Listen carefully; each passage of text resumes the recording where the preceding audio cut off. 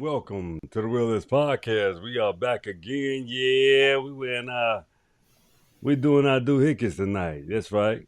Maroon on your left and Pride on the right. So here we go. Tonight, we told you we was coming back with some super duper fire water. Hey E, can you hear me okay? We strong over on your end? Yes, sir. Absolutely. So yeah.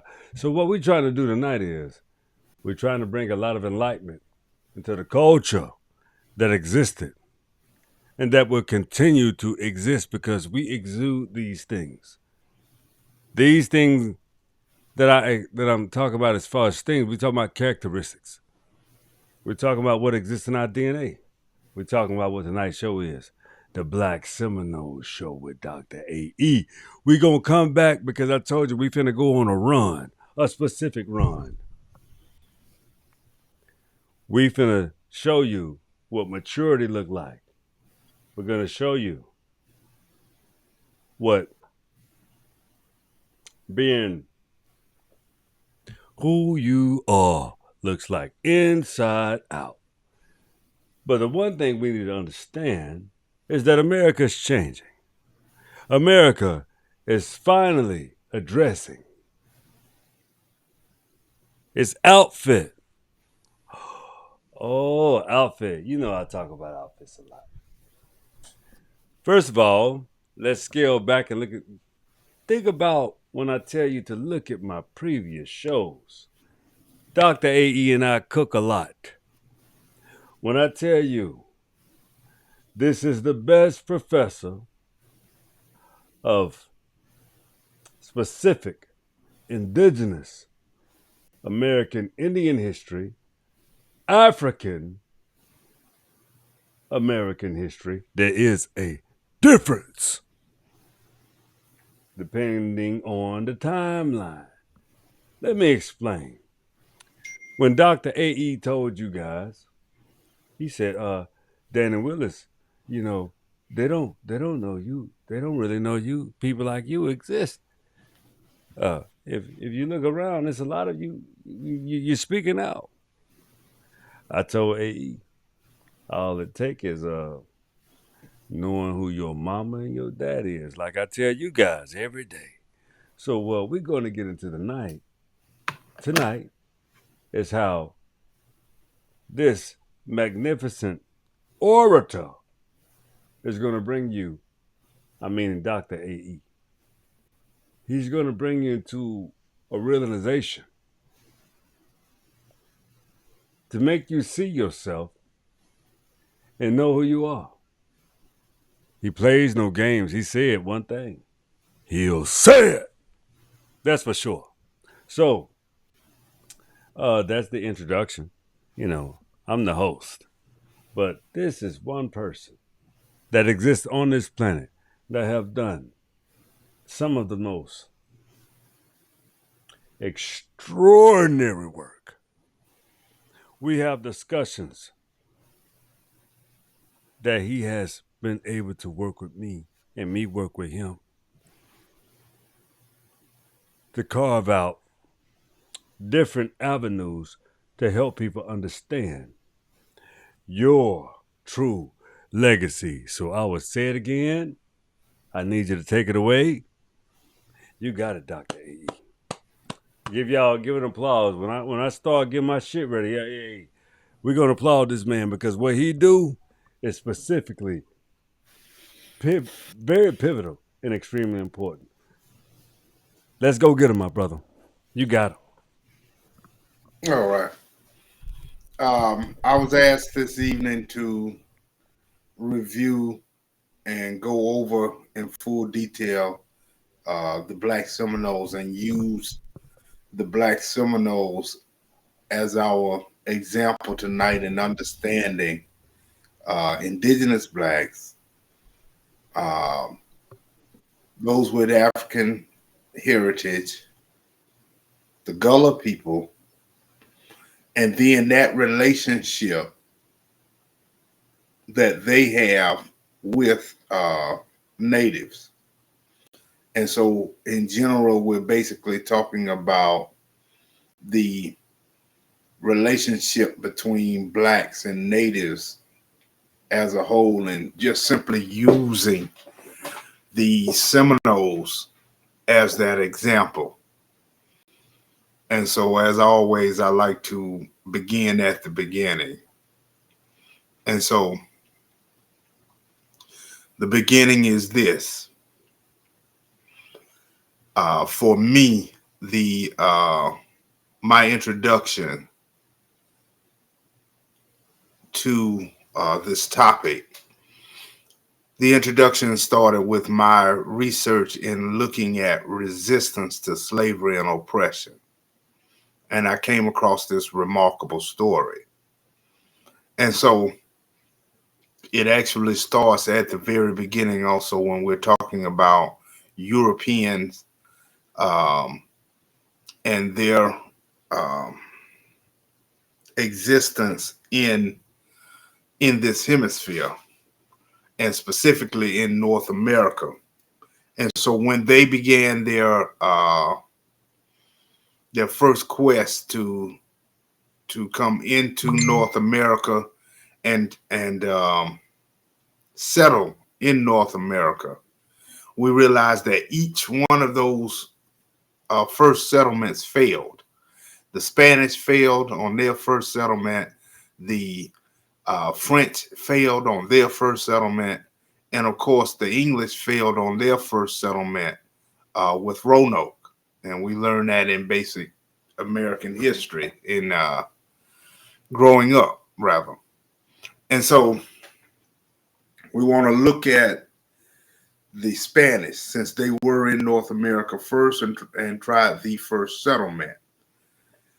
And now, what's important to understand is that their first settlement, which was called Gueldape, which is basically around Sapelo Sound, Georgia. And so this settlement was attacked and destroyed by the Wale. Um, Now, here's the thing about it, and gives us our first introduction there. When the Wale attacked the settlement, it was then simultaneously destroyed from the inside, where the enslaved on the inside began to set fires. And so that was the first point in which we questioned, right, who these people are and what these people may have had in terms of an understanding of each other. And when I say these people, I'm not talking about Europeans and natives. The question was, how did these enslaved people know to simultaneously start setting fires to this settlement that was being attacked by the Wale? And so the question was either A, Africans and natives already had some type of relationship, or B, the Wale and the enslaved were indeed the same people, or C, which is really a derivative of B, the Wale were indigenous blacks, and that the enslaved that were in Gueldape were actually of the Wale. And so that question then set off this quest to understand either the relationship that Africans had with natives, or the fact that the quote unquote natives were blacks themselves, and that the Wale were black indigenous people. And so that set the first question in mind. Now we're gonna put that on a hold for just a second there, because this was also the first inklings of what we call the Florida Maroons, because we know that from the records that those who were enslaved and set fires escaped with the Wale into the wilderness. Now,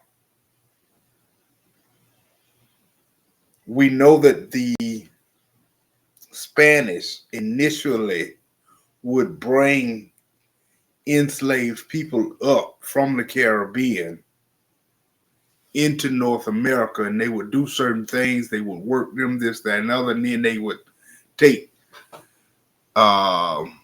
some of them back, and we knew them to be Africans. And so that commingling issue, or idea rather, I guess, between Africans and natives also comes to light. And so in time, when the English began to use enslaved people and began to create plantation society, there's a competition, right, between the Spanish and the English, and they're actually at war back in Europe, and that war spills over into this hemisphere. And so the Spanish are looking at how they can slow down plantation society. And so the issue then becomes, right, excuse me, the issue then becomes, right, how does the Florida Maroon then really take hold? And so what we understand is that blacks began to run away from the English plantation society, and they come down into La Florida. And in La Florida, in time, and basically in 1693, an edict is given by the king that says anyone who escapes from plantation society, from English plantation society, can come down in La Florida and live for free. And so what we understand is they're Africans and they're natives at this point. And we're talking the late 1600s. The edict comes out in 1693. The Spanish find their first group around 1687, 1689.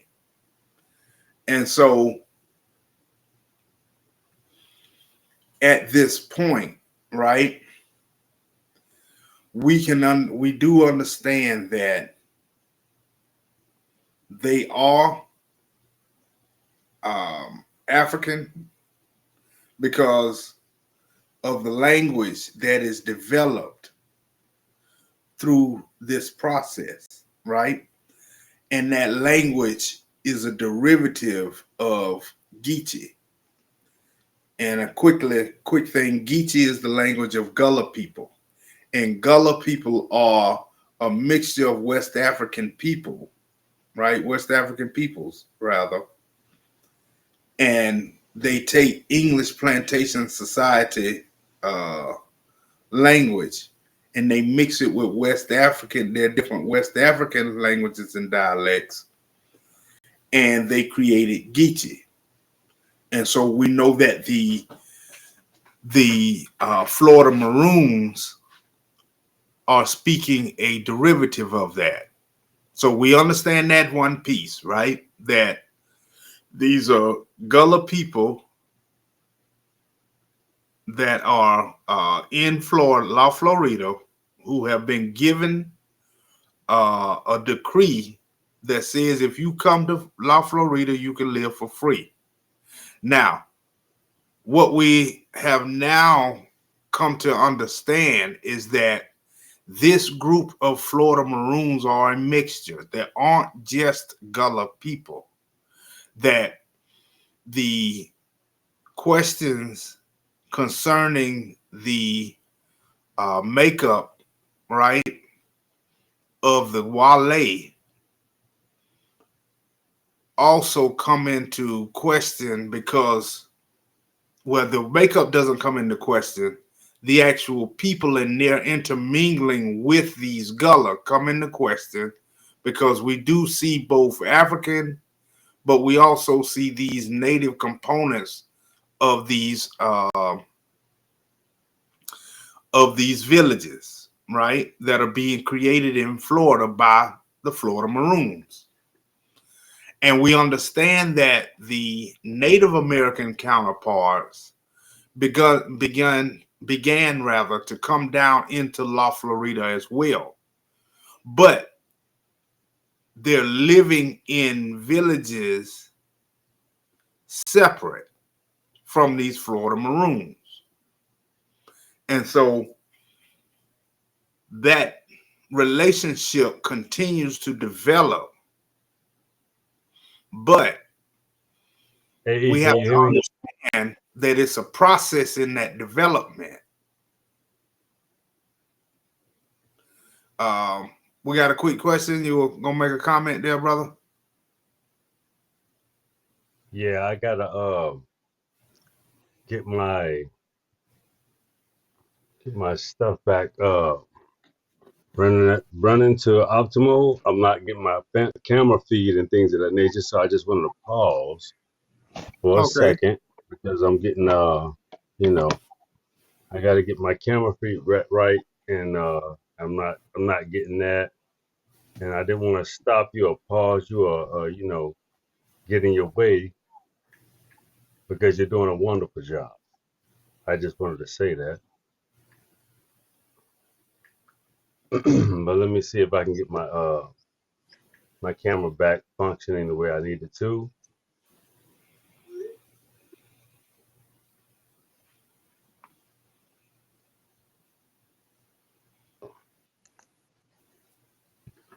Are you here?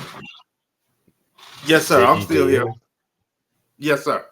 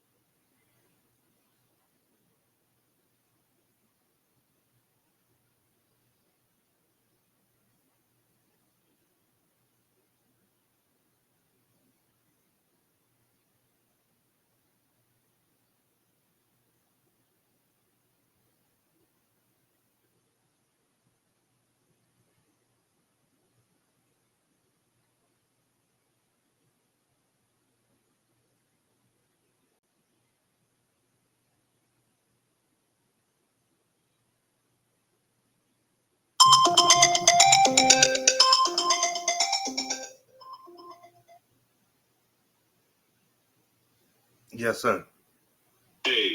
did it end for you? If it ended for you, I want you to keep going. No, it says you're in the show. Oh, okay, cool. So I want you to keep on going with the show and Zach and act as if we're still there, because what happened was I lost power. Yeah, I ripped my power out earlier. So let me power back in. I didn't know I ripped my power out, just to be honest with everybody. You know. So you still in the podcast? You still on? You still running? Yeah, it says you're in the show and the time is still running. So you keep on going, okay? Keep Okay. running. I'm on the phone. I'm on the back end. Keep going. All right. Sorry for that delay there with our technical difficulties, but I want to go ahead and speed up a little bit as well. And so what we understand then is these are groups and various groups and tribes of Native Americans. And some of them are small tribes, small bands, and bands of larger tribes. And they're coming into La Florida and they're living in close proximity to these Florida Maroons. And so this is a homogenous group. And so what happens is these Florida Maroons began to get in more and more contact with these various Native Americans, and they began to incorporate Native American words into Gullah, into the Gullah culture, and into specifically Geechee when we're talking about words and language. And so Geechee then goes through a diaspora of its own, and it becomes what we have commonly referred to as the ASC, the Afro-Seminole Creole language. And now I want to make it clarification. This language actually develops before the actual creation of Seminole and Seminole people. And that's kind of just the development, right? And that's the development of life. You know, things happen, and then we start to solidify them and put a name on them and things of that nature. Because in the beginning, there was no name. It was just what it is, what it is. You know, this was the language in which they were using, and it incorporated different Native American words because they were in close proximity to these Native Americans, and they their language began to become incorporated rather into Geechee. And so in time there's this big schism that occurs in the early 1700s with the Creek Nation. And the Creek Nation are primarily in Alabama, right next to the Alabama Georgia line, and going all the way down right next to what we call that corner where Georgia, Florida, and Alabama come together in that little corner. And so in that schism, you have a large number of Creeks, primarily northern Creeks, who push their way down into La Florida. And they're coming in from the west, but they're moving eastward. And so they began to cohabitate and intermingle with all of those smaller bands, like the Yuchi. There are those remnants that that kind of outline the idea that some of the Wale are in La Florida. And so there's even some small bands of Cherokee that are in primarily in Middle Georgia and North Georgia, and really primarily North Georgia, who have also come down into La Florida. And just small numbers. You have to understand these are different bands with small numbers. And so the larger number are for Native Americans are Creek. And so now there's the question and the well,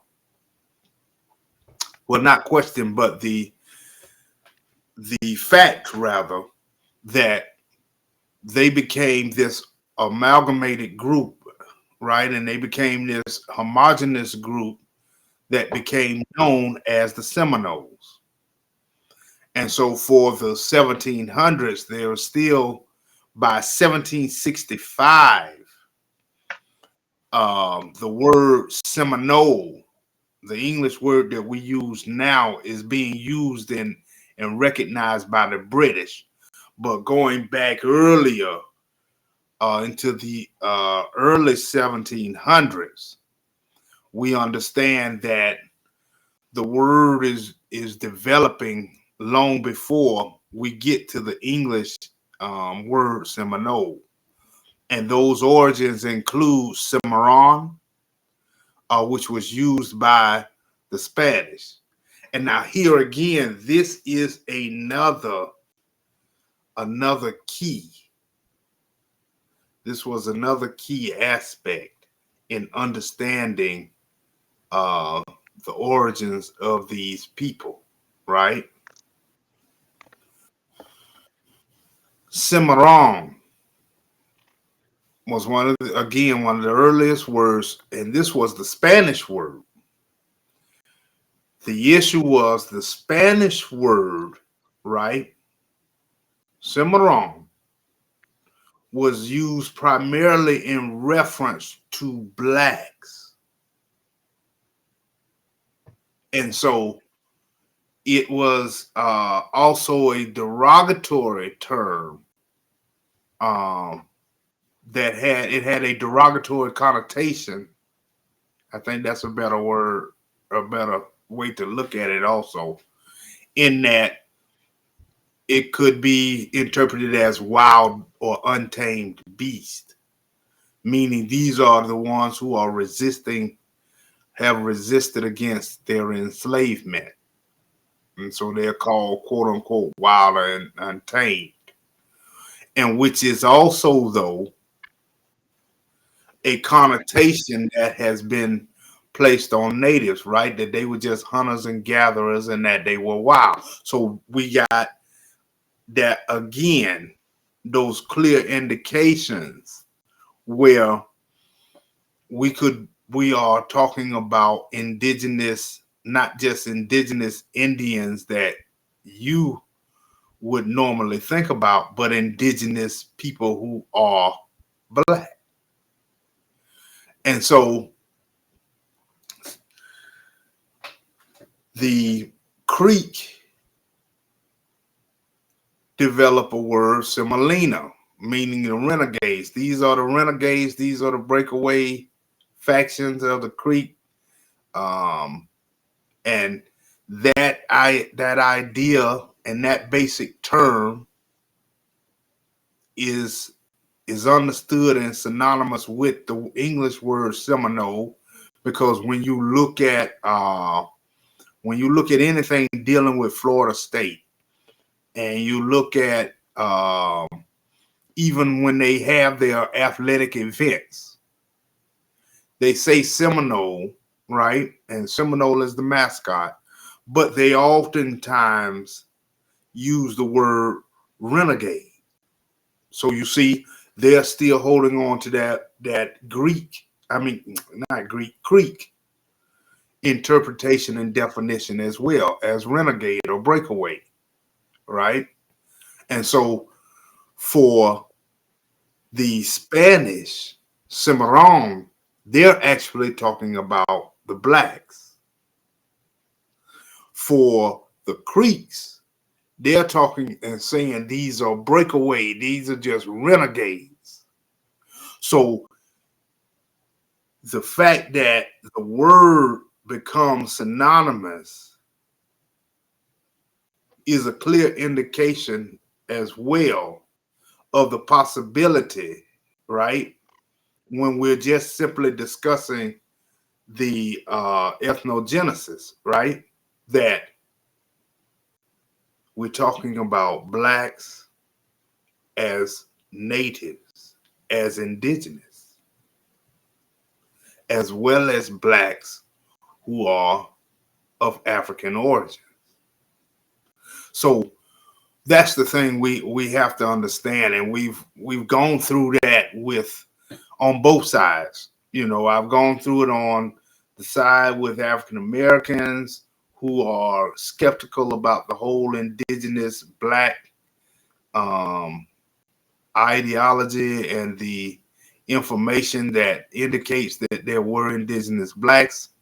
And then on the side, I've dealt with indigenous blacks who can definitively show that they had no clear line of any heritage with African, right? And so understanding is you cannot say you can't, neither side can say they are the clear makeup, right? With the issue with Wale and the issues of the cultural things dealing with them and natives and the terminology,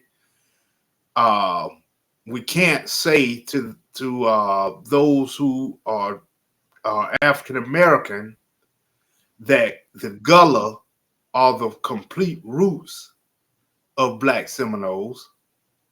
And then on the other side, when we discuss and talk about things with indigenous, we say no, indigenous blacks, you can't say that you are the complete makeup of the Black Seminoles and the origins of the Black Seminoles either, because you cannot then explain how they are African words in your original language, right? So they have to understand that just like the Seminole Native Americans, who were a homogenous group, these blacks were also homogenous to a certain degree, that you had indigenous and African and Gullah, right? And so getting that understanding, it was a task in itself, because you know we want this clear line of A to B, and we always want that clear line, and we always want to say this is what it is. But when we're talking about people and we're talking about culture and we're talking about the ethnogenesis of a group of people, it's not just that simple, right? It's not just this clear, straight line. People come together, right? People have these different backgrounds. America, and specifically North America, truly is a melting pot. And in Florida, we see it really is the prime example, because the Spanish come here first, but the French, most people think the English are next. It's not even the English. The Spanish come next. I mean, the French come first after the Spanish. They're the first ones after the Spanish, not the English. They failed. Their settlement was just outside of present-day Jacksonville. It's called Fort Caroline. And Fort Caroline in itself actually had where they started, stop. And so you end up with actually two areas, but there's really one spot where they really tried to make a go at it, and that failed. But the point is, even just with Europeans, we're talking Spanish, we're talking English, we're talking French, and we're talking about different Europeans who are working on these ships that are flown under one of these three flags, right? So you could have Dutch, you could have in time German, right? You could have these people on these ships and end up being parts of these early settlements, but they're living under, if they're in La Florida, they're living under Spanish rule. And so now you have all of these different Native Americans, and now you have this homogenous group of smaller bands that have come together that create it. So you see, it really is a melting pot. And so those dynamics, make it a very, very interesting story. And so for me, in this whole story and looking at how they resisted the growth of plantation society and the changes that La Florida go under, from going from Spanish to English, back to Spanish, and then going to the United States. All of these changes and the dynamics that come with it tell a very, very, very interesting story. And so for me, I looked at this story specifically from the Black perspective, these Black people, right? And at times, the homogeneous name had to be examined. But then also, when you look specifically at them and how they're dealing with these changes in time, it causes the research to look at them, specifically in terms of cultural dynamics. And there were different cultural dynamics. And so I want to explain that one to you, and that cultural dynamic. And this, I think, kind of explains how your research, and not just the Seminoles, but research and understanding the Black Native relationship and how things transpired through time, even to where we are today, right? And so the issue was this, with that intermingling, right? And now we're talking Blacks and Natives, right? What we call Indians, right? The relationship was as such. Indians, right, are of a matrilineal society, right? Yes. We live in a patrilineal society, right? Europeans and European descendants, which are, of course, white Americans, which is basically, of course, the predominant society in the United States. It is patrilineal, right? But it's the opposite when we're talking about Native or Indians. So in that, you have to understand that everything goes through your mother. So if a Black person, right, were to cohabitate, intermingle, and they produce a child, right? It depends on that lineage, on how that child is raised and how that child is viewed within that society, right? And I'm using Seminoles as the example.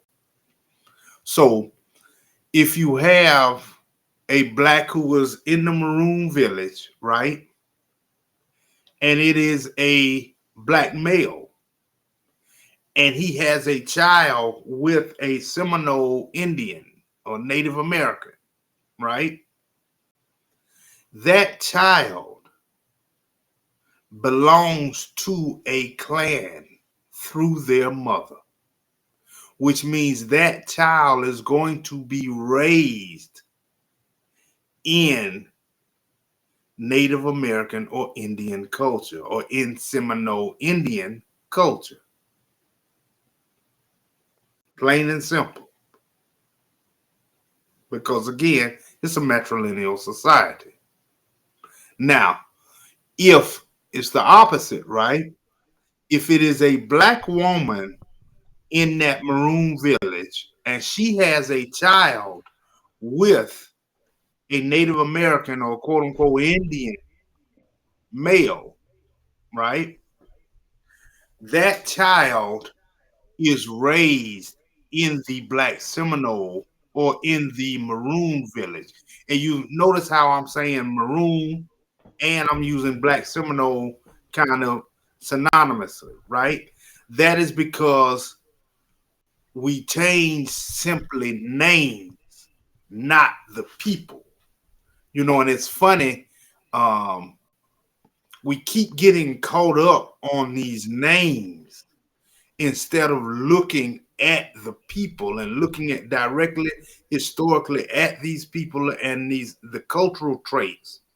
We get caught up on these names, and I get it all the time. You know, I was just on a podcast and they kept saying these negative terms. They kept calling. Now I'm just gonna call it like a TI is. They were calling people like Brother Danny here pretendians. And I kept correcting. I was like, you can't keep saying that. You can't keep calling these people pretendians. You know, they have demonstrated their heritage. They demonstrated the fact. And you can't keep calling them that because it just causes disunity among black people because you're really just getting also caught up in these names because they start out, and I'm still using the Seminoles as an example, right? They get caught.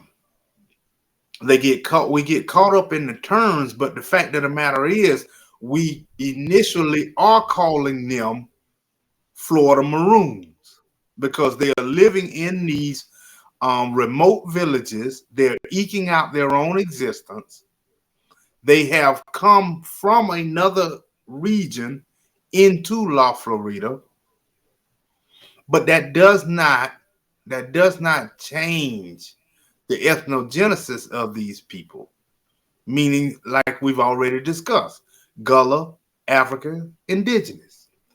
And so in time, because of circumstances dealing with plantation society and then ultimately dealing with the United States of America, and let's call it like it is, specifically when we break it all down and pinpoint it, dealing with Andrew Jackson, they go into a formal agreement and we stop calling them Florida Maroons and we collectively call them Black Seminoles.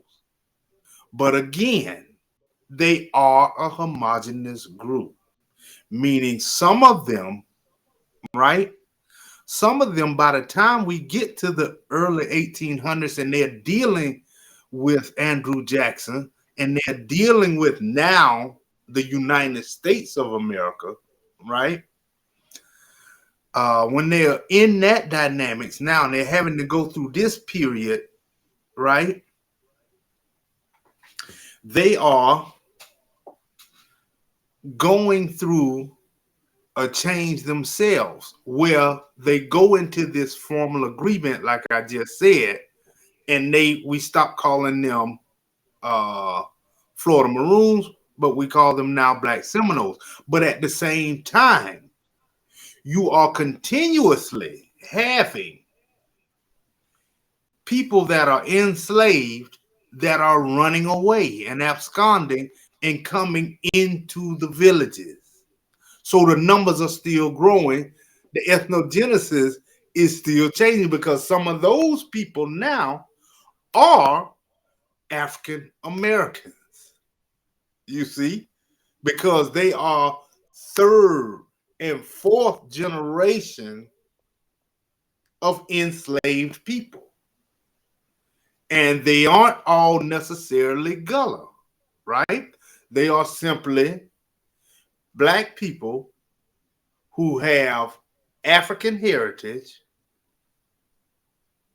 who are enslaved somewhere, either most likely primarily from American now plantation society, right? Or some of them during this immediate change period, which we're talking basically 1819, right? The early 1800s. Some of them were even enslaved to the Spanish. So we're talking about now Gullah people, African people, indigenous blacks, and now your quote unquote African Americans. See, it's Because of what? hmm, Because of what? As you said again, I don't mean to cut you off, but no, that because point is so we are specifically made as when it comes to an ethnogenesis. You see, right. the And that, ethnogenesis, what you have described this whole time, is just man, keep powering through it. I just had to just like that one hit me in my side, like how you really like made these points come really home and whole. See, home is whole, people. So what he's explaining to you is with the ethnogenesis, do you understand the aspects of when your DNA, we all have shared DNA from the globe before, but when you look at what he described, what that's why please, first of all, first and foremost, subscribe to the Wilderness Podcast. Get this education. When me and this man go on, this is a doctor, people. He understands things from. If you look at our earlier shows, you got to let's walk it back, AE. Let them know. I had to do this because they don't completely understand how you've gained your prowess. We need y'all to buy his books. Hey, I didn't put him back on the show. I don't think I did. No, I just need you to understand that who you're looking at is a real intellectual. He you has want the me to bring them up. prowess. You, I see you looking for them. I got them right here. You want me to show Do them? You it. know, okay. Do it. All I'm saying is, people, listen to me. I got books everywhere. I touch my even his included. So, uh, please understand. We brothers, we're passionate, and what we are trying to help you understand is when you go through an ethnogenesis, right? Ethnogenesis means there are adoptions, there are what you would call the appreciation of a saving a life, a family. Uh, it's the reason why some whites are even dolls, roles, and actors is because they understood one thing. They studied our culture and they say they do adoptions if you treat them right because they played on the heartstrings of the indigenous cultures of the Americas. See, the thing is, if you could see how white people can treat white people. See, cops, what AE was talking about last night with them Africans, they Africans too. Understand, white people are Africans. If they exist in the Western Hemisphere, they are Afrikaans. See, the thing is, this white child wants its mother's breast milk, but don't have manners. It don't have manners because it don't want to be taught manners. It think it can get up, walk, talk, direct, and do everything as if everything supposed to do what this little thing say. But it don't work like that, and it has never worked like that. You came on the scene 6,000 years ago, misdirecting, redirecting, misorchestrating, misunderstanding, and miss the whole point yourself, and you still want to be the orchestrator or the directive when you have alphabet agencies. And the reason why they call alphabet agencies is because they lie about everything that they do. I'm facing you now. I'm letting you understand. Stop lying. It is not a. It's not a. It's not a. It's not a real. It's not a real good attribute. See, America has to understand that you have roots that you cannot deny, you cannot set aside, and you cannot act like as if they don't exist. So y'all saw me and AE last night. You know, if you look at the show, it was spicy, but it was passionate. And you see us brothers right here, back again, passionate, full of the truth, full of what you would call and what we would like to call entertainment. You know what I'm saying? I mean, if you can't if you can't understand how two brothers can forge the same point and bring a circle together, you don't understand what we're trying to do. So I would like to give it back in my hands of my brother AE because I let him run long. And you know I had to get my I was fumbling around, had to get my stuff right. What y'all talking about, man? I mean, every time we get on this podcast, it's always some. I bet y'all, man, they know some forces against them, but they have no quit. They have what you call the will. Continue, my brother.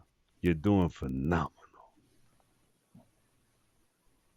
And so I think the basic understanding is when, like you just said, when you talk about ethnogenesis, you're talking about an intermingling of not just people, but we're talking about the internal factors, right? We're talking about cultural characteristics that come together that create a larger experience.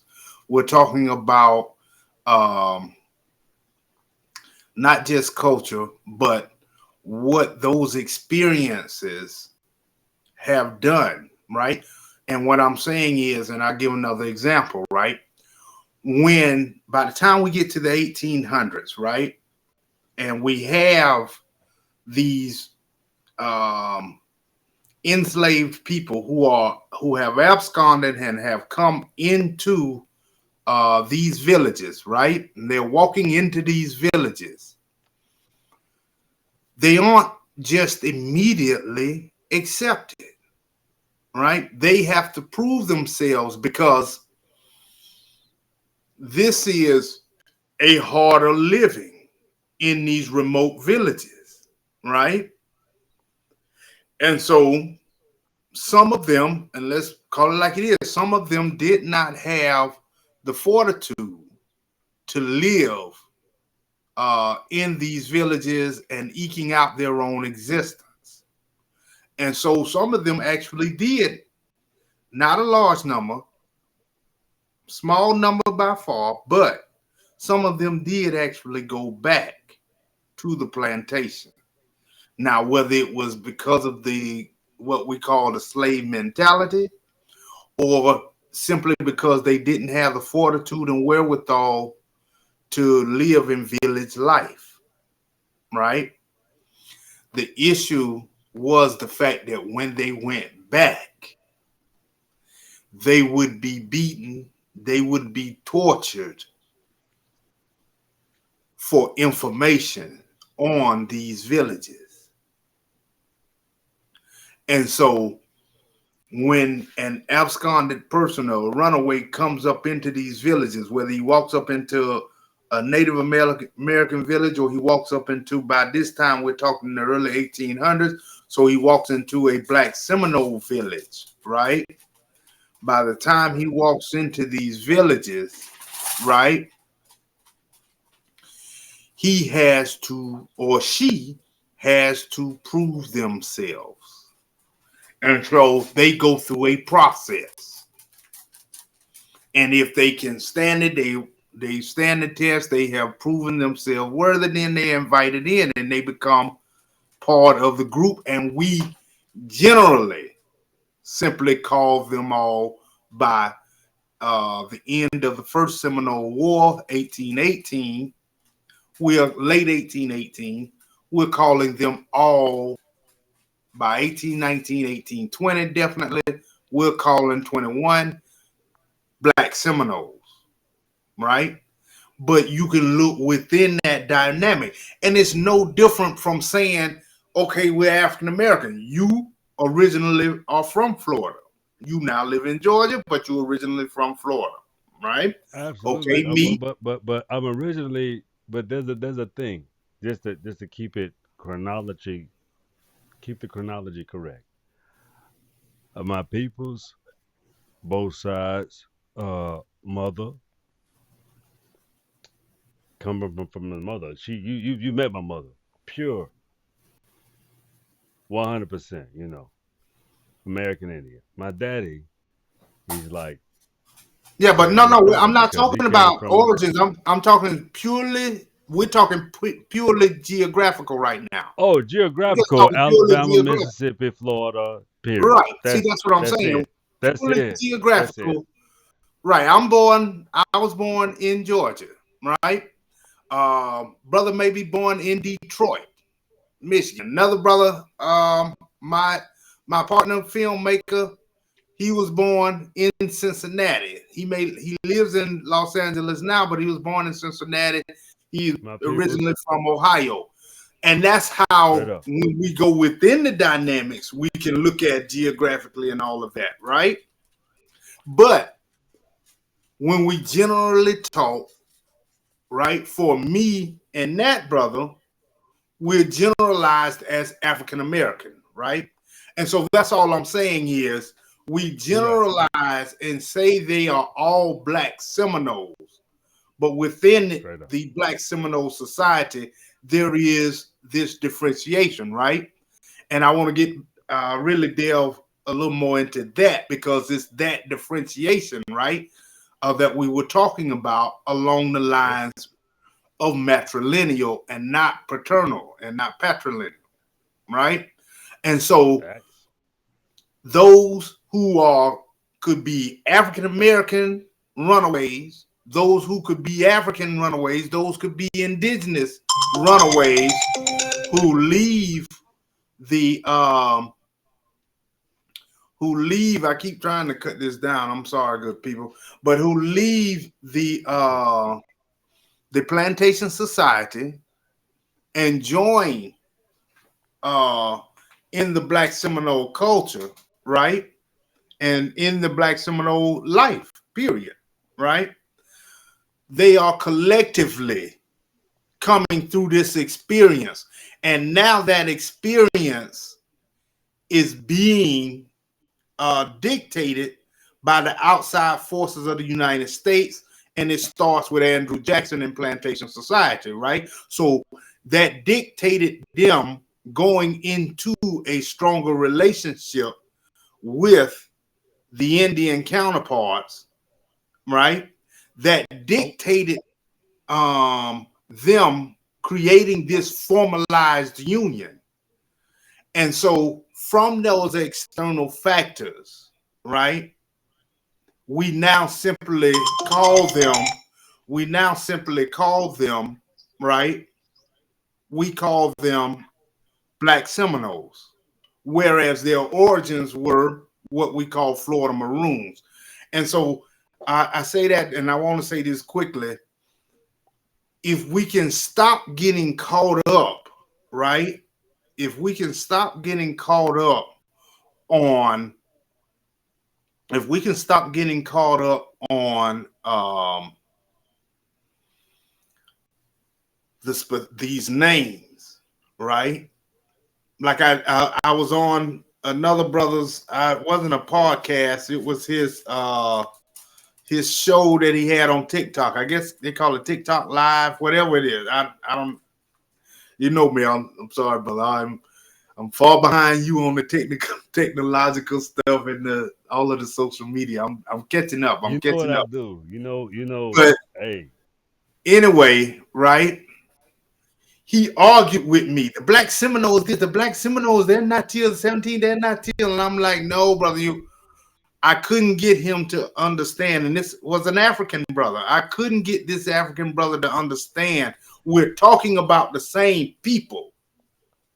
What you are calling and what they're saying, the Black Seminoles by this time frame, is only saying that's really what we are calling them, not their existence.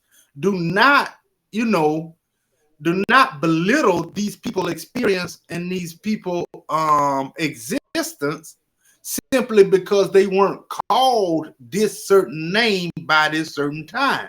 And I'm gonna call it again like a TI is. We got to at some point break away from this idea, right?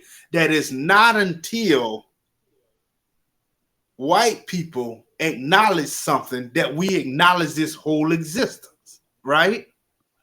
That it isn't this or it isn't that, because it isn't written there. They don't say it in this, that, and the other. And I explained to him, and I was saying to him, no, the English word Seminole doesn't come until 17, where it is a known thing until around 1760, 1765 in their official documents. But that has nothing to do with the fact that these people, the same people, are the ones in the 1680s. And so those types of things we have to, in research and whatnot, when you go and you dig and you uncover these things, right? You uncover that the names should not have a strong factor in how we define and understand these people. And it doesn't matter right now. It's for me, I'm always talking about black people, and I'm always concerned with that. But it's everywhere, right? We collectively say white people. But within white America, they sometimes, and they do, right? They differentiate between white Italians, Germans, English, but collectively, they're European. European descendants, and we simply call them white. And so when we're talking about coming forward with these people, right, they end up going into 3 distinct wars, right? And so with these distinct wars, we can see specifically how these people go, outlines how Florida is manifesting into where it is today as a state in the United States. So from the first Seminole War, they want to clear out the Native American faction out of North Florida. Specifically, they're looking at the area, and I know I'm talking worldwide, but between these 2 rivers, the Swanee River and the Ochlockonee River, and a little further over to the Apalachicola River, and we're basically just saying North Florida, right? For the most part, there's this large tract of North Florida that has very fertile ground back in the late 1700s, early 1800s, right? And so cotton is starting to boom in Georgia, so they want to use that land to expand plantation society and cotton. And so that first Seminole War is about moving them out of that area and getting those blacks who at this point we're still calling Florida Maroons back in on the plantation. And so at the end of the first Seminole War, all types of things take place. This is where they go into a more structured society and agreement, and we stop calling them Florida Maroons and we call them Black Seminoles. Second thing, just shortly after the war, Andrew Jackson does not stop. He continues on into Central Florida in the Tampa area, and he burns down a large black village. This village was called Angola. It forced those blacks to retreat further into and help further establish and develop the saltwater underground railroad to Andros Island in the Bahamas. That is why we have a black Seminole village, or a black, not village, but a black Seminole community, rather, in the Bahamas, on Andros Island. And even their school mascot is the Seminoles. And so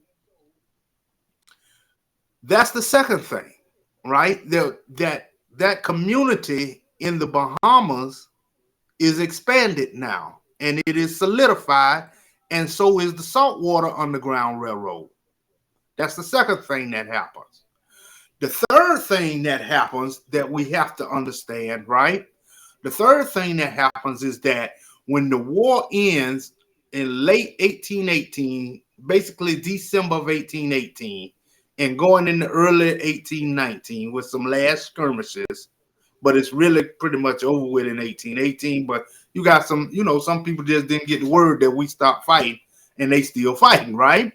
And so months, not years, but months later, the Spain cedes Florida over to the United States, right? Because they have cleared the Seminoles and the Florida Maroons out of North Florida, and they have basically solidified their position such that Spain, who does not really have control over La Florida anymore except by a name, finally go ahead and concedes and gives La Florida to the United States in 1819 with the treaty, and then it gives them 2 years of what they call a transfer period, which is basically saying Spain can collect taxes for another 2 years, and you can round up all your people and make the word clear throughout La Florida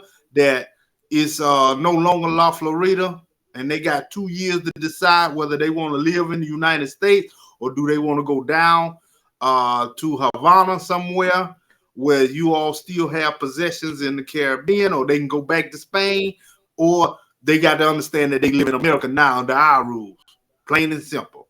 And so that was the 2-year transformation period.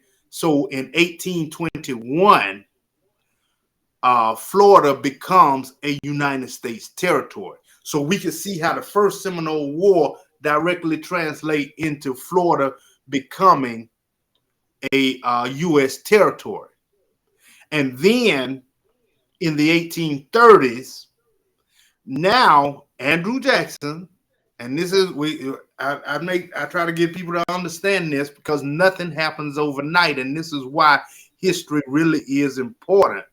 Because if we study history, then we can see some of these things that we're dealing with today and how they started 10 years ago or whatever, and we can better prepare in the future. Andrew Jackson, in his experience, right, and going through and dealing with the first Seminole War and the things he does directly after, his experience shapes the future. And how it does that is he becomes the first territorial governor of Florida, right? And that is because he wasn't elected. He was appointed because there was no provisional and territorial government yet. So it's really still under military rule. But nevertheless, he is the first territorial governor. And so this is where the political bug bites him, and he only stays governor. He doesn't even stay governor a full year before he's up in D.C. as a politician. And then less than 15 years later, he's president. And so when we get to the 1830s, right, Andrew Jackson institutes as president the Indian removal policy. And it was based on his stuff or his work and these things that he did in Florida. And that's how he based the Indian removal policy. And I see you putting up the Dawes Commission, and I'm coming to that right now. You're actually right on time, because when during the Second Seminole War, when they come back into North Florida and say, hey, we don't want to live in Central Florida, because they get pushed over toward the Orlando area, and Orlando and Lake County, and we call it Lake County because it has so many beautiful, pristine lakes. But you have to imagine in the early 1800s and in the 1820s and early 30s, how it looked. It was low-lying, swampy area. So they said, we're not living here. They go back to North Florida to reclaim their land, and they go into a Second Seminole War, which was the longest and deadliest and costliest, quote unquote, Indian war fought by the United States. Not Geronimo, not Sitting Bull, not Chief Joseph, but right here in Florida. The real kicker. They, the general, did not call it an Indian war. He sends back a message to DC and to the Secretary of War and to the president. This is not an Indian war. This is a Negro war, because we're fighting the hardest. The blacks were putting up the most resistance. The blacks were the ones who were refusing and getting their Native American counterparts to refuse to sign different treaties. And they didn't sign treaties until what was put in these articles of capitulation, Article 5, that gave black Seminoles their freedom, and it guaranteed their freedom. And so the funny thing is, and I always have to tell people this, when you look in the actual treaty and you look at the articles of capitulation, though, they refuse to say black. They refuse to admit that they gave in and lost to blacks. So they say Indians and their allies. But there were no other allies other than the black faction of the black Seminoles, which again was runaway African Americans, those who had direct Africans, indigenous blacks, and Gullah people, plain and simple, right? And so after the Second Seminole War, 3 years later, the Second Seminole War ends in 42. 3 years later, Florida becomes a state. So now we see how the Second Seminole War directly influences Florida becoming a state. And so now, though, when they do allow to immigrate and go out west, right? I'm right there on that Byron and Steele. Boy, you are right on time tonight. When they get out there in the Arkansas territory, right? There was no Oklahoma at that time. It was all the Arkansas territory. And so when they get out there, though, they're having problems. And some of the problems was the differentiation. Now they were differentiating who was who and who was in the Seminole Nation and who were those runaways. You just ran away last year, so you're not in the Seminole Nation. And so they, of course, with the U.S. government, created what you put up earlier, right? It came into fruition later with the Dawes Roll. Now, they started with an initial roll in Florida, but then while they were out there, because these issues kept coming up about who is who, they come with the Dawes Roll. And that's when they started differentiating again, who is this, who truly is, or quote unquote really is a member of a particular nation or a particular tribe. And it's not just for the Seminoles, right? It's also for all Native Americans, who they're differentiating the black Cherokees from the Native American Cherokees. They're differentiating the black Creeks from the the Native American or quote unquote Indian Creeks. They're differentiating them all now, and they're using the matrilineal lines and the matrilineal rules, but they're also using other things that the United States is manipulating, right? And now here's the kicker: you have to understand this, right? As Arkansas begins to develop as its own territory, right? Many of the blacks are moving further out west to the most western parts of the Arkansas territory because you got all of these slave holders who are trying to steal them and take them into the newly formed Arkansas territory or into the region where plantation society is running, right?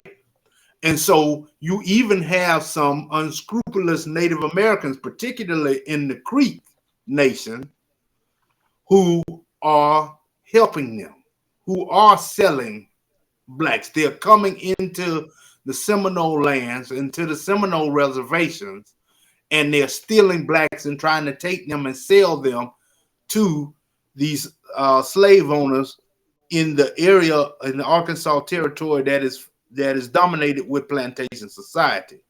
So then when the lines are really drawn, black Seminoles and Seminoles are now in Oklahoma and not in Arkansas, because Arkansas becomes a slave territory and Oklahoma becomes a free territory. So when they draw those lines, Arkansas becomes a territory first, and you just have that land out there, and then that land becomes Oklahoma. Now, back in Florida, there's the third Seminole War that happens in the 1850s, basically from 55 to 58. And now basically they are ready. They have moved into, from this time, right, really starting around the 1840s during the Second Seminole War, but mainly after they moved into Central Florida. And now they're ready, and they're primarily moving into Central Florida because they want to develop Tampa, right? And they want to develop the Tampa Bay because Tampa was a very, very important port for business and for import and export to the Caribbean. You hear a lot about Charleston, you hear a lot about Boston, you hear a lot about New York, but really Tampa, Pensacola, Panama City, Biloxi, Mobile, and of course New Orleans were very, very important. It's just the fact when you look at American history, these ports didn't always belong to America, so they don't get the coverage that New York and Boston get when you're talking and going through your basic American history when you're growing up. But make no mistake about it, Tampa and New Orleans were very important. It's just that Tampa was dominated by Native Americans and blacks, and they took that too. And so by the time you get to the Third Seminole War, they're ready to move into South Florida. And so they actually do. They push the Native Americans as well as the blacks into the Everglades. And so once they push them into the Everglades, they're satisfied, right? They say, well, the numbers are so low, they won't stop us moving into South Florida. Plus, we can't do anything with the Everglades. If they want to live in the Everglades with those giant pythons and those alligators, then let them. They can have it. And so, of course, some of your largest Seminole reservations and Miccosukee reservations are out there, either in the Everglades or in the proximity of the Everglades. Some along, of course, what we call this stretch of I-75 that we call Alligator Alley. And then on the other side of the Everglades as well, where when you go a little further, it's the fringes of what we call the muck. So that gives you an idea of the type of land that they were willing to give, right? And so Hey, what we're saying, give me 1 second, brother, I'm coming to you. What we're saying is that when we look at these people, right, we're talking about a homogenous group of blacks, and it's okay to differentiate it within. You know, when we talk about these people and you differentiate them within, right?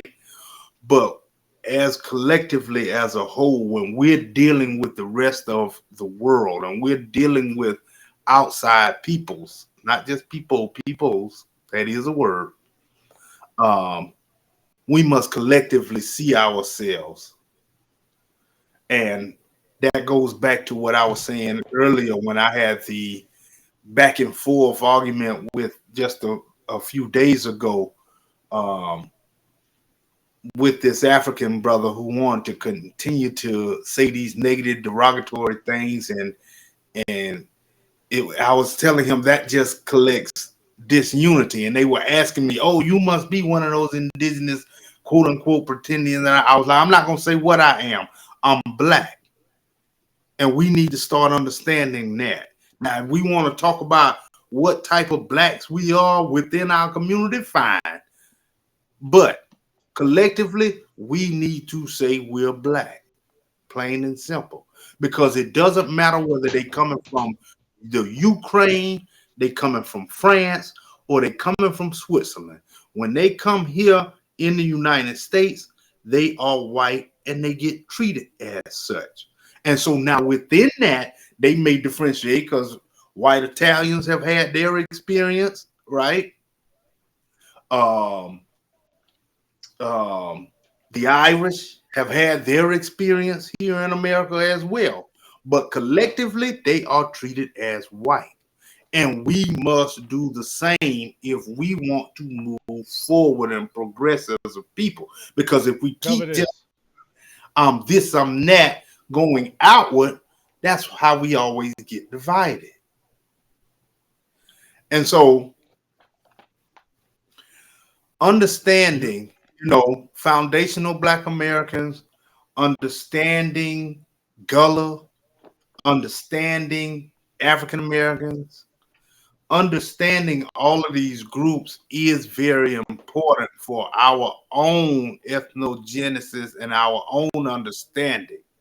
But once we get that understanding, we must still have a collective identity because it has already been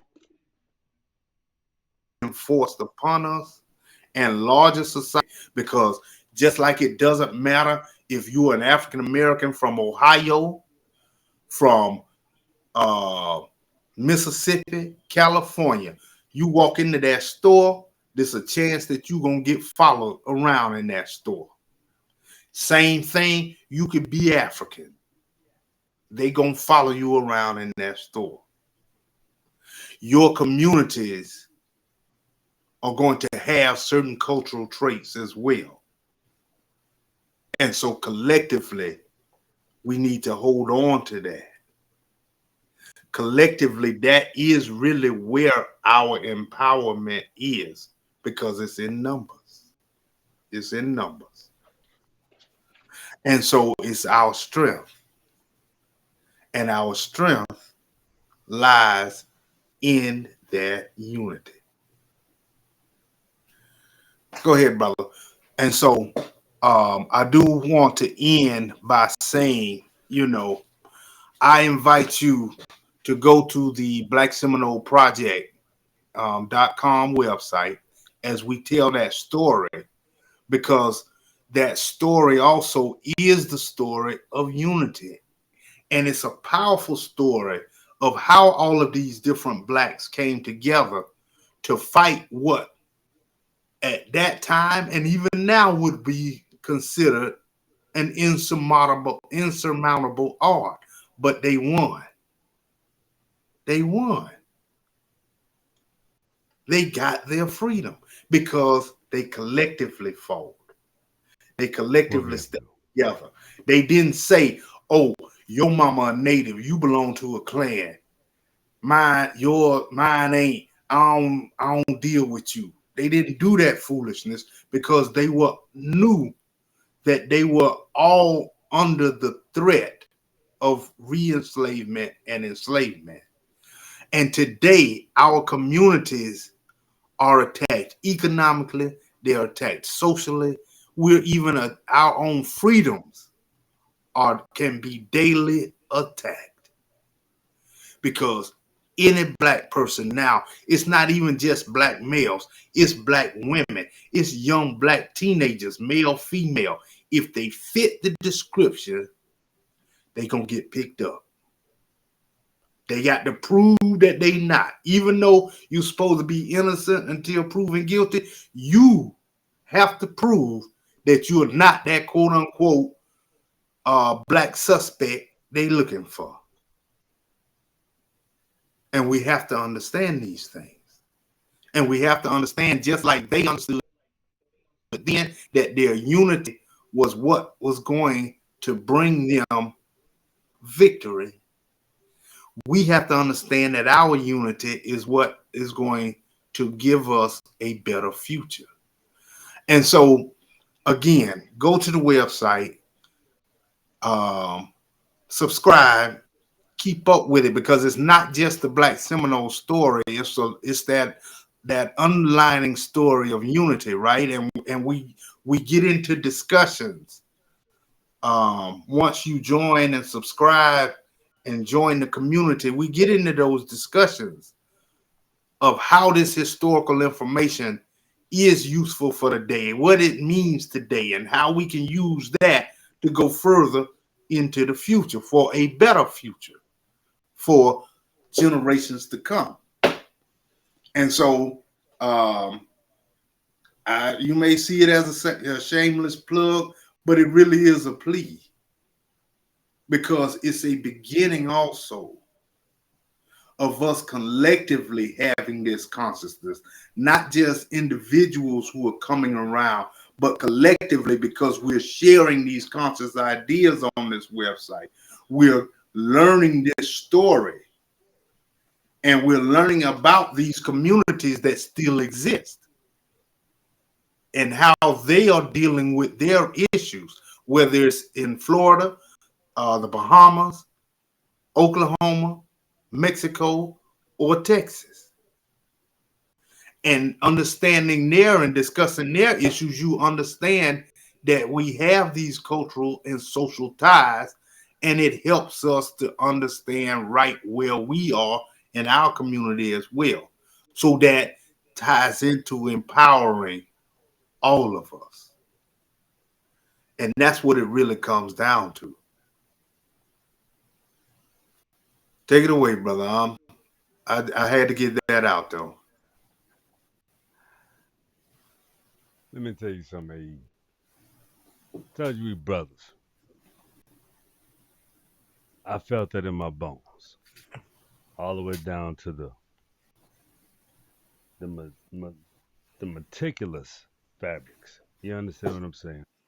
Mm-hmm. Because that's how much love, compassion, appreciation, understanding, and wherewithal we have to have for each other's. I mean, solutions based awareness, putting it all out on the table. I mean, where else is it going to go? If we can't deal with it, then who are you? Who are you if you can't act like what Dr. A.E. saying from this good run? I told him, I said, A.E., you finna get a run, man. And guess what he did? 1,000% delivered. That's what it takes. Education, understanding, compassion. Also, passion for what you do. to run like this great soul, this being who his parents created him to be, to put in that kind of work. And you got a plenty of doctors that wear his same title, but they ain't got the same mindset, attribute. They won't put it all online. Like you say, we don't name names. We just know who's who. And who's who is the people with that type of acumen. I challenge you, young fellas. If you love being yourself, I challenge you to read Dr. A.E. books. I challenge you to read who you can possibly be. If you got some fabricated mindsets that your wherewithal can't just come together with, I promise you, you could do one thing. You could read Dr. A.E.'s books, the autobiography. You understand what I'm saying? Like, I ain't put them up. I was trying to find them, but what I'm trying to explain to you is I keep things sacred a lot.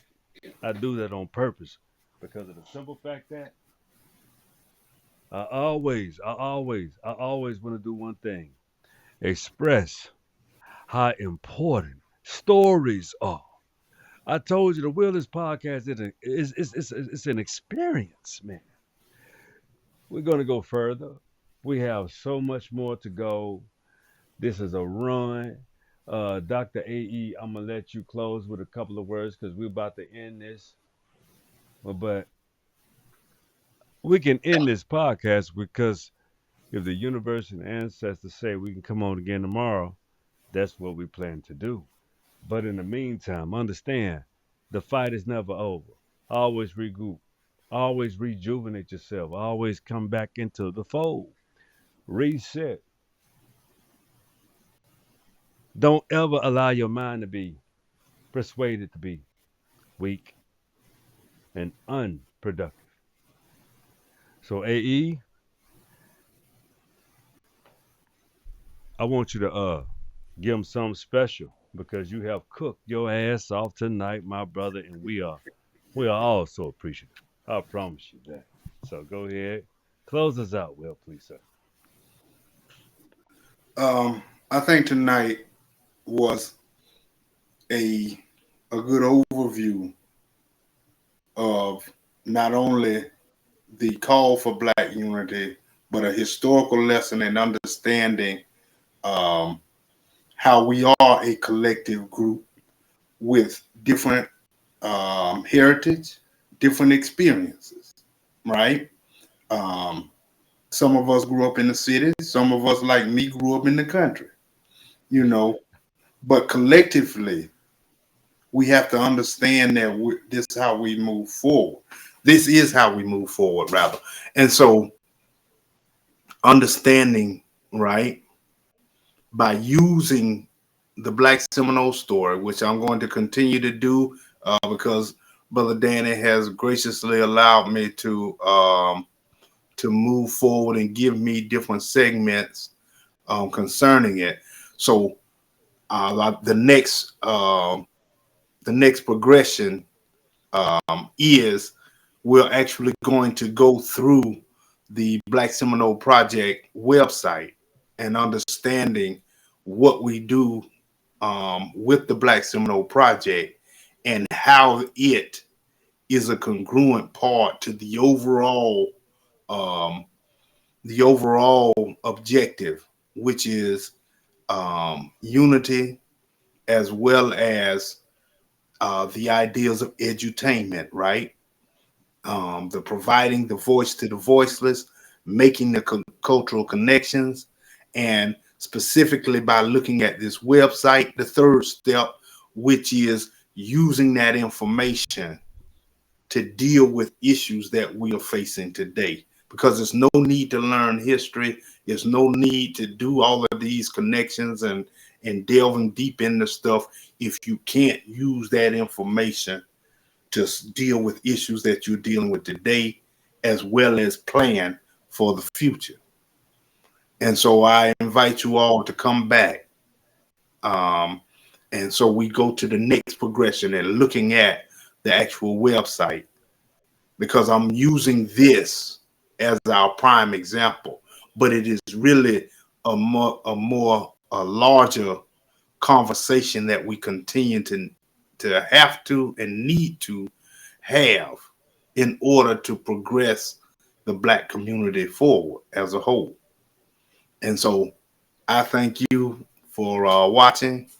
I'm asking that you stick with me, and as I continue to move forward, and it helps hopefully draw someone else into that enlightenment where they push someone else and they bring someone else in, and we all start having this collective mindset.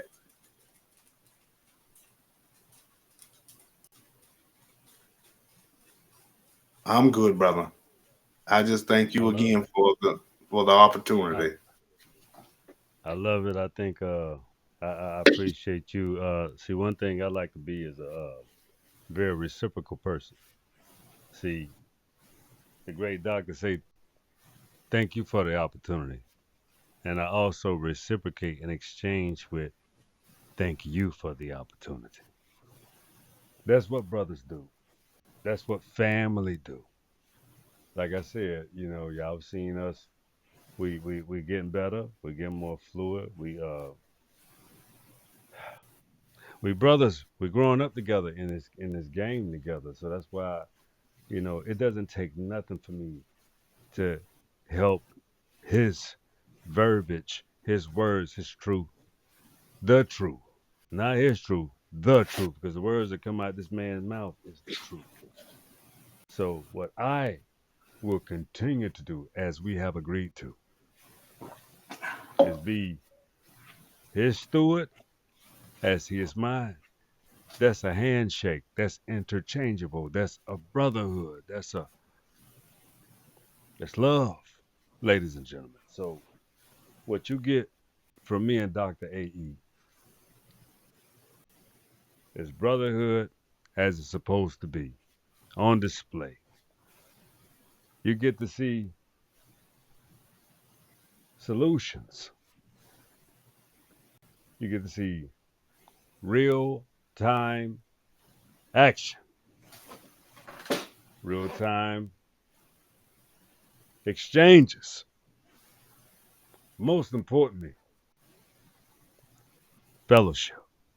So, uh, I would like to conclude the show, and I would like to let you know, please comment, please subscribe to Dr. AE's New Adventures, and our journey. Like I said last night, I mean, it may have sounded a little spicy, but it wasn't like that, y'all. We was coming to the same conclusion, but y'all, it's a Marine and a doctor. Fuck you gonna do? Dig that? Anyway, We that's disagree for you without simple being disagreeable, mindedness. plain Say and again. simple. We disagree without being disagreeable, and there's nothing wrong with that. It's called adulthood, grown man shit. Exchanging Real ideas. brothers. Yeah, Say again. exchanging ideas. We're not going to always be on the same page, but that's how we get to the same page, right? This is how it go. If y'all don't know how to do what we did real time yesterday, I mean, that shit gonna happen again. I mean, we're humans. We love what the fuck we do. We put it on the line for what we do. So don't tell me, yeah, they gonna come unglued. Fuck you. Anyway, so that's the show tonight. I mean, tell them, hey, man, come on, man, we grown as fuck. Come on, man. Don't, don't, don't start no one be nothing. Me and this cat here, we already locked and loaded. Anyway, check it out. That's the Will List podcast for tonight. That's our conclusion. Anyway, you've been missing something. You know what I need you to do for me. Yeah, yeah, yeah. Y'all know what it is. Come on, say it with me. Let's go. The will Will is yours. yours. Right Maybe back at one you day I'll again get tomorrow. We instrumented. cooking. We God cooking. bless. One love. Hey, for sure, for sure. All right.